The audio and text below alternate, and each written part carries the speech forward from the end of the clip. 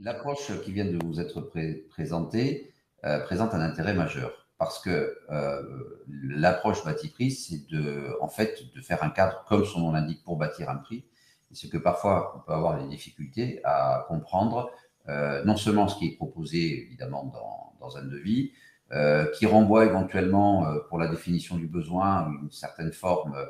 d'imprécision, c'est-à-dire qu'on peut avoir des trous dans la raquette sur un certain nombre de choses dans l'expression du besoin. Vous savez que c'est un exercice difficile, la définition préalable du besoin, et que donc de temps en temps, on a des imprécisions dans la définition du besoin, soyons francs tous. Et de la même manière, côté entreprise, n'importe quel prestataire peut avoir aussi un certain flou, volontaire ou pas, dans la réponse aux besoins. Et comme cela vient d'être rappelé, un contrat qui limite le risque contentieux, au niveau de la passation comme au niveau de l'exécution, c'est un contrat qui repose sur des bases communes totalement partagées. Plus il y a des incompréhensions, plus il y a des incertitudes, moins on a de sécurité et technique et juridique. Il faut absolument, pour tout litige, de toute façon, essayer de lever les malentendus. Et très souvent, les cahiers des charges peuvent être un peu insuffisants. Les réponses aux cahiers des charges sont elles-mêmes insuffisantes. Et en fait, on est sur deux malentendus, chacun ne comprenant pas la même chose par rapport aux différentes attentes. Donc, il faut acter les besoins et les attentes, mais de chaque côté. Et la méthodologie de type bâti prix, bâti prix au cas particulier, puisqu'on en parle ici, c'est le sujet, c'est justement d'aider acheteurs et opérateurs à avoir un cadre commun de référence pour bâtir ce prix, et puis pour après, évidemment, y répondre. Donc, c'est ça qui est intéressant dans ce type de dispositif-là, et dans cette méthodologie, c'est l'apport que déjà il peut avoir sur les éléments constitutifs d'un prix pour se mettre d'accord sur l'approche de l'analyse qu'on peut faire d'un prix, de quelque devis que ce soit par rapport à quelque demande que ce soit, parce qu'on va parler, je l'espère pour vous en tout cas, en langage commun sur ce qui est souhaité, le besoin, les attentes par rapport à ce besoin et ce qui est proposé, la capacité à répondre intégralement à ce besoin et les éléments constitutifs du prix pour se mettre d'accord sur ce dont on a besoin, pour quel prix, pour quelle qualité et avec quel type d'engagement. Du coup, une méthodologie comme celle de bâti prix limite, à mon sens, le risque contentieux pour la passation, puisque du coup, on va se mettre d'accord sur une attribution claire et non équivoque avec des critères de mise en œuvre qui correspondent entre ce dont j'ai besoin quand je suis acheteur public et ce que je peux proposer quand je suis entreprise. Et puis après, sur l'exécution, pour éviter effectivement des choses qui ne correspondent pas aux attentes parce qu'on n'était pas en fait réellement complètement d'accord. Et donc, ça crée des risques de contentieux, des non-conformités contractuelles, des demandes de prestations supplémentaires, avec, vous le savez tous, l'interdiction des OS à zéro pour des prestations supplémentaires. Le problème des OS, l'interdiction des OS à zéro en marché de travaux, c'est que du point de vue de l'acheteur, l'acheteur peut dire mais ça c'est forcément inclus dans le prix, et du point de vue de l'opérateur, il va vous dire non, c'est pas inclus dans le prix. Donc si vous n'avez pas une méthodologie commune pour savoir ce qu'il y a dans le prix, il est clair qu'on peut discuter assez longtemps sur le fait que l'OS est illégitime s'il est à zéro. Au contraire, il est légitime parce qu'en réalité, on peut penser que c'était dans le prix. Donc, lever les malentendus, c'est indispensable et il faut trouver une méthodologie. Soit vous arrivez à vous parler, mais ça peut durer un certain temps, parce que s'il faut reprendre individuellement tous les postes de chacun des prix, ça peut durer vraiment un temps certain même. À l'inverse, avec une approche méthodologique commune et partagée, ça peut quand même conduire à lever le plus rapidement possible les malentendus sur le périmètre des prestations et le coût qui correspond. Et c'est ça la vertu que peut avoir une méthodologie de type bâti prix. Ça fait déjà tomber un petit peu on va dire, des croyances qui étaient d'ailleurs la mienne, très objectivement. Pour moi, bâti prix, effectivement, avait été un peu quelque chose de statistique avant qu'on m'explique et que je comprenne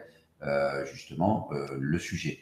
Dans la mesure où il y a ces analyses qui sont faites avec cette méthodologie-là, il y a effectivement non pas une vérité statistique qui du coup correspond pas à grand-chose, puisque comme vous le savez, la statistique pure est de toute façon normalement pas retenable dans les marchés. C'est un sujet aujourd'hui d'actualité extrêmement prégnant, puisque se pose la question de la validité dans un contexte de flambée des prix des matériaux et également de l'énergie, donc la validité des index BT01 et TP01, qui sont des index purement statistiques et qui n'ont rien à faire dans des formules de révision, parce qu'ils sont complètement déconnectés au demeurant de la réalité de l'objet des prestations. Et donc, il faut faire des indices qui sont en rapport avec vraiment l'objet du marché. Ce qui est très important, et c'est effectivement des croyances, ou en tout cas des inquiétudes légitimes que peuvent avoir les acheteurs, le fait qu'une base de données puisse ne pas être transparente et neutre. Or, en l'occurrence, la philosophie même et l'ADN de Batiprix, c'est justement d'être une bibliothèque qui ne dispose pas de publicité, ne bénéficie pas de publicité et bénéficie au contraire d'un principe de transparence pour qu'on ne puisse pas lui reprocher d'orienter finalement un certain nombre de données, notamment de prix, parce qu'elle aura été sponsorisée. Donc ça, c'est très important parce que la méthodologie n'a de sens que si elle est transparente, ouverte à tous, millésimée, ce qui nous permet effectivement d'avoir un retour en arrière éventuel sur sa composition. Bien sûr, la neutralité et la transparence, ça fait partie des piliers de la commande publique et des principes de la commande publique. C'est pour ça que ça permet, en termes de méthodologie, d'avancer sur quelque chose qu'on peut retenir potentiellement comme méthodologie de travail dans la passation et l'exécution de marchés publics, contrairement au marché privé. Voilà, le marché privé, ils peuvent obéir aux règles que l'on veut. Par contre, évidemment, dès lors qu'on est en commande publique, le principe d'égalité d'accès et de traitement est important, il faut le respecter. Et Batiprix, par rapport à sa méthodologie, coche en principe les cases de neutralité et de transparence nécessaires à assurer la validité des procédures dans lesquelles on peut s'appuyer sur cette méthodologie. La loi, c'est qu'en réalité, l'utilisation des bordereaux de prix pour pouvoir attribuer un certain nombre de marchés, c'est évidemment indispensable. Soit c'est du marché classique, et auquel cas on va avoir un référentiel de prix qui peut être constitué sur la base de Batiprix, on l'a vu, soit, et c'est un peu plus là que ça devient compliqué pour les acheteurs,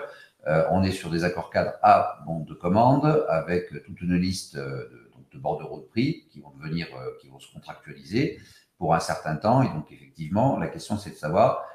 est-ce qu'on peut utiliser Batiprix pour bâtir le bordereau de prix? Écoutez, rien ne l'interdit, hein, évidemment, puisque c'est une méthodologie qui peut être retenue pour déterminer la structuration des prix et faire des références à des numéros de prix, des catégories de prix, sur quelque chose qui est une méthodologie commune que l'on peut parfaitement imposer dans le cadre de réponse. Il n'y a pas de difficulté. Après, les entreprises, elles se l'approprient, elles peuvent le faire en utilisant la base Batiprix ou le faire par elles-mêmes sur la base des codifications Batiprix qui sont utilisées par l'acheteur. Ça ne pose pas de difficulté sur le plan réglementaire. Sur le plan réglementaire, il y a une neutralité absolue de l'utilisation de méthodologie. Ça ne nécessite pas des efforts considérables pour des entreprises qui veulent répondre que de devoir elles-mêmes accéder à la base de Batiprix. Donc, c'est ce qu'on demande hein, dans le cadre de la commande publique, c'est qu'il appartient aux entreprises de faire les efforts raisonnables pour pouvoir donc répondre à un certain nombre de procédures. C'est des choses assez régulières et traditionnelles. De la même manière qu'on a imposé la dématérialisation à un moment donné, se poser la question de savoir si ça ne limitait pas la concurrence de dématérialiser par rapport aux entreprises qui n'avaient pas encore, ou ne voulaient plutôt pas mettre les moyens nécessaires pour répondre sur des plateformes dématérialisées. Tout le monde s'y est mis, il n'y a pas de difficulté. Donc, c'est véritablement un système qui est suffisamment ouvert et accessible et neutre dans sa définition pour qu'on puisse y faire référence, de mon point de vue, sans grande difficulté sur le plan juridique. La vocation, là encore, j'insiste, et c'est en ce sens que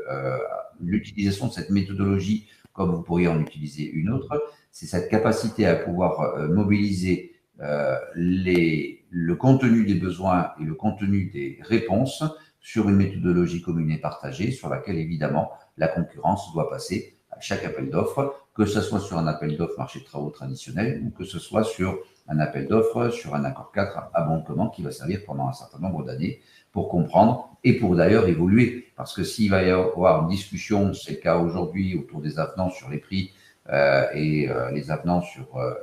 la prise en compte de l'imprévision dans le cadre de la flambée des prix,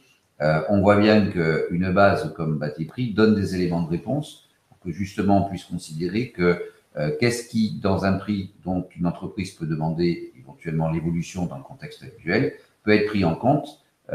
et qui n'aurait pas été justement déjà pris en compte dans la structuration initiale si on est bien sur une méthodologie commune. Vous voyez que cette espèce de, finalement, ce fil de transparence que l'on a sur une méthodologie partagée, ça permet aussi d'améliorer les conditions d'analyse et des demandes de rémunération supplémentaires pouvant être faites, justifiées par les entreprises sur la base d'éléments partagés, comprises et éventuellement acceptées par les donneurs d'ordre côté acheteur.